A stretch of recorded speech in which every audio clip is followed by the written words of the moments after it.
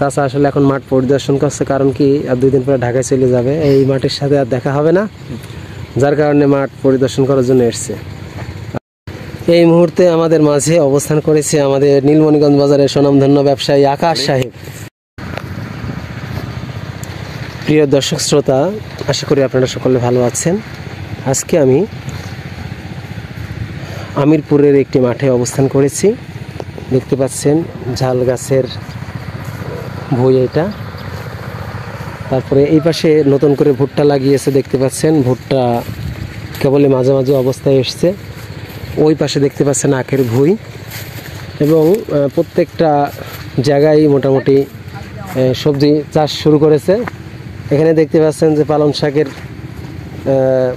শাক লাগিয়েছে, তারপরে লাল শাক, তারপরে এখানে এটা কি শাক, এটা যে সাদা শাক বলে যে ওইটা, এভাবে মোটামুটি পুরা মাঠটি আবাদে ভরপুর।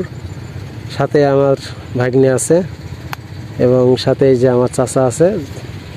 চাচা আসলে এখন মাঠ পরিদর্শন করছে, কারণ কি আর 2 দিন পরে ঢাকায় চলে যাবে, এই মাঠের সাথে আর দেখা হবে না, যার কারণে মাঠ পরিদর্শন করার জন্য এসছে। আর এই যে আখের ভুঁই দেখতে পাচ্ছেন। সব কিছু মিলিয়ে আসলে গ্রামের পরিবেশটা অনেক সুন্দর। পাশে দেখতে পাচ্ছেন পান বরজ আছে, খুবই সুন্দর।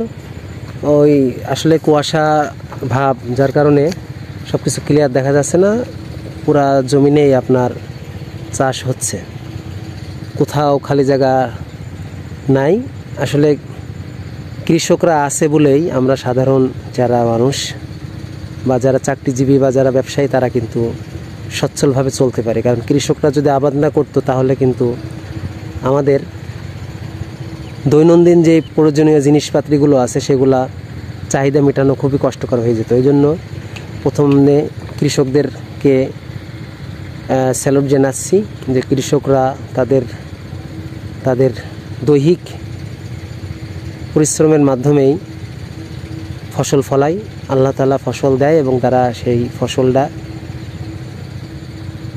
সব কিছু পরিষ্কার পরিচ্ছন্নতা থেকে শুরু করে পরিচর্যা করে। এক কথায় কৃষকদের অনেক অবদান আছে এই কৃষি খাতে। প্রিয় বন্ধুরা, ভিডিওটি কেমন লাগলো অবশ্যই জানাবেন। সকলে ভালো থাকুন, সুস্থ থাকুন। আসসালামু আলাইকুম ওয়া রাহমাতুল্লাহি ওয়া বারাকাতুহু।